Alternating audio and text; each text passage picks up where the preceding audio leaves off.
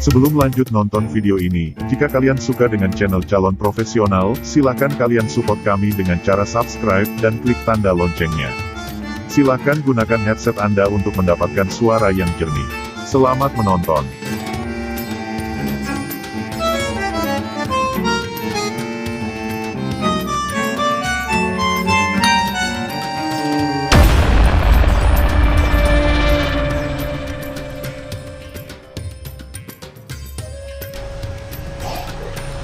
Bismillahirrahmanirrahim. Assalamualaikum warahmatullahi wabarakatuh. Ada salah satu kisah diantaranya kisah Al-Mukhtar. Kenapa di sini tertulis semoga Allah melaknatnya? Al-Mukhtar adalah putra dari sosok Al-Mujahid mulia Abi Ubaid At-Thaqafi radhiyallahu anhu. Bapaknya ini seorang mujahid, seorang yang masuk Islam saat Nabi masih hidup. Lalu ia menjadi salah satu panglima perang utama Islam di era Khalifah Umar radhiyallahu anhu, sampai ia terbunuh sebagai syahid dalam peristiwa peperangan dengan Majusi Persia. Lalu namanya diabadikan untuk suatu jembatan di Sungai Furat, tempat ia dan 6.000 mujahid pimpinannya yang juga terbunuh bersamanya sebagai syuhada, dan tragedi ini terjadi dalam satu hari. Al-Mukhtar memiliki saudari perempuan yang sholihah, lagi cantik sempurna, ahli ibadah, namanya Sofiyah binti Abu Ubaid.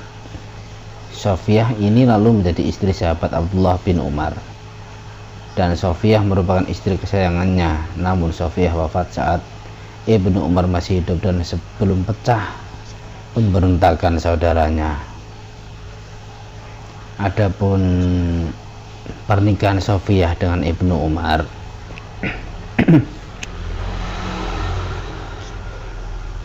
dalam rangka mempererat tali silaturahim antara Khalifah Umar dan sahabatnya Abu Ubaid Ats-Tsaqi. Semoga Allah ridha kepada mereka.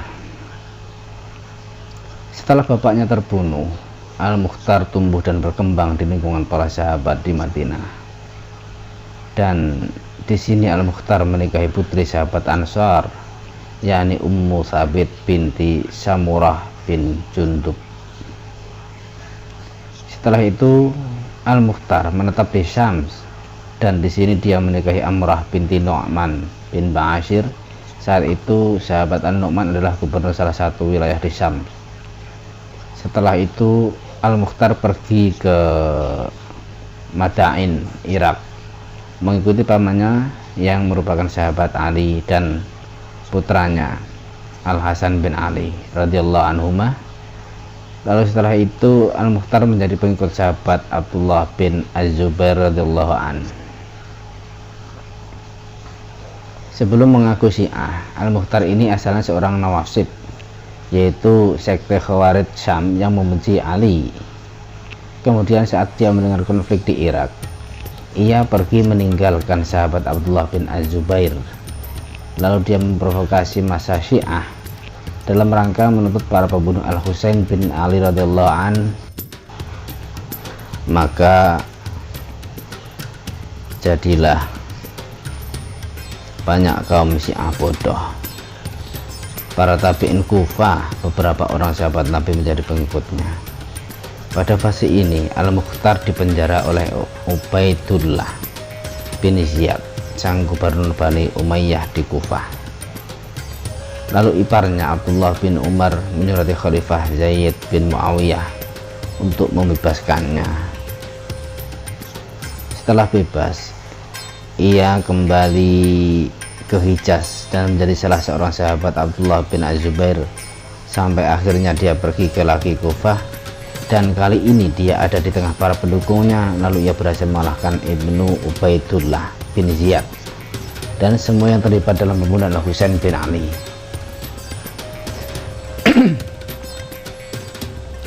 Disinilah popularitas Al-Mukhtar. Al-Mukhtar lalu mengirimkan kepala mereka kepada Khalifah Abdullah bin Az-Zubair di Makkah. Sampai akhirnya Ibnu Zubair mengetahui tipu muslihat Al-Mukhtar yang mulai mengaku-ngaku didatangi Jibril alaihissalam, lalu mengaku-ngaku mendapat wahyu.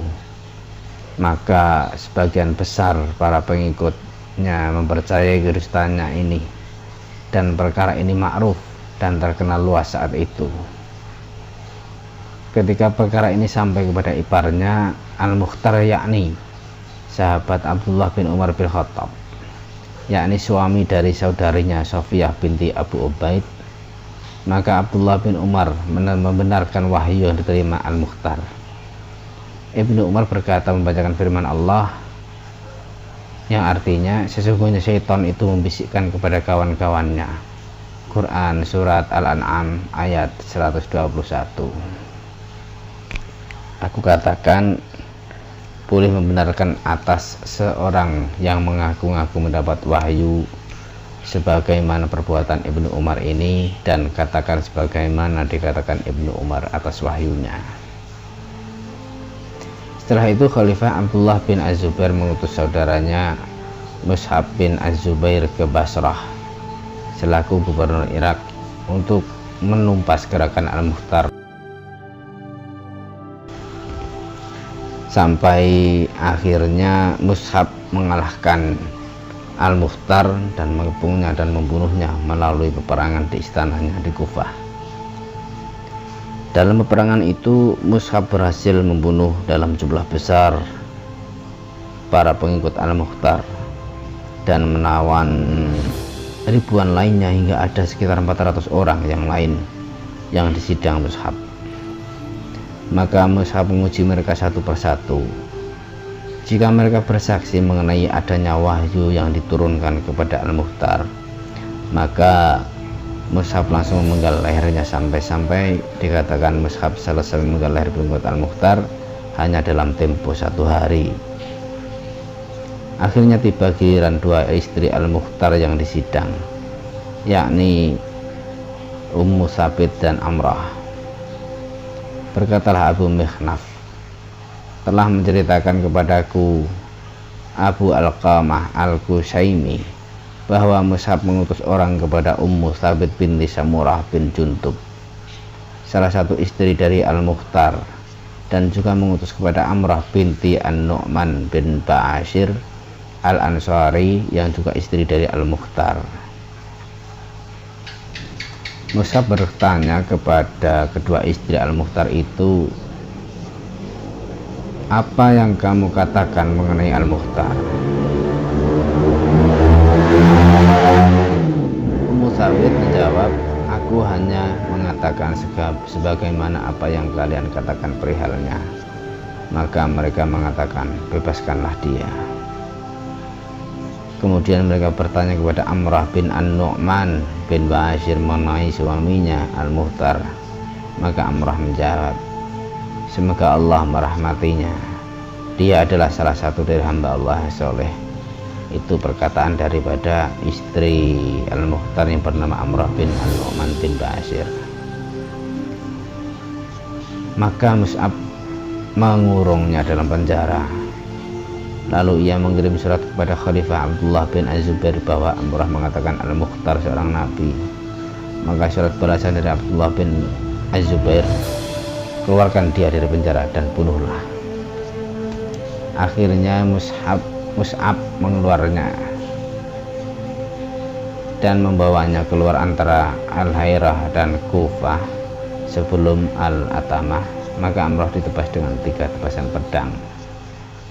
Dinukil dari Tarikh At-Tabari juz 06 halaman 112. Aku katakan, Ummu Sabit mengkafirkan suaminya Al-Mukhtar yang mengaku-ngaku didatangi Jibril dan mendapat wahyu sebagaimana wahyu kepada Rasulullah SAW.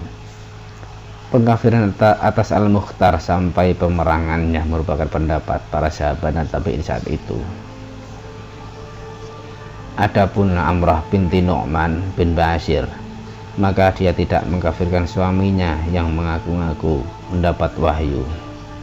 Amrah telah bersaksi bahwa suaminya itu seorang hamba Allah yang soleh, Maka dengan ucapannya ini dia pun dibunuh. Mus'ab bin Az-Zubair sempat menunda eksekusi atas Amrah dengan berkirim surat kepada Khalifah Abdullah bin Az-Zubair kalau ada uzur, semisal karena dia wanita atau karena dia dari Ansor atau perlu dinasihati atau dakwai. Maka jawaban Khalifah tegas, keluarkan dari penjara dan bunuhlah. Ini menandakan tidak ada uzur dalam perkara ini. Wallahu a'lam bishawab. Wassalamualaikum warahmatullahi wabarakatuh. Sebelum lanjut nonton video ini, jika kalian suka dengan channel Calon Profesional, silakan kalian support kami dengan cara subscribe dan klik tanda loncengnya. Silakan gunakan headset Anda untuk mendapatkan suara yang jernih. Selamat menonton.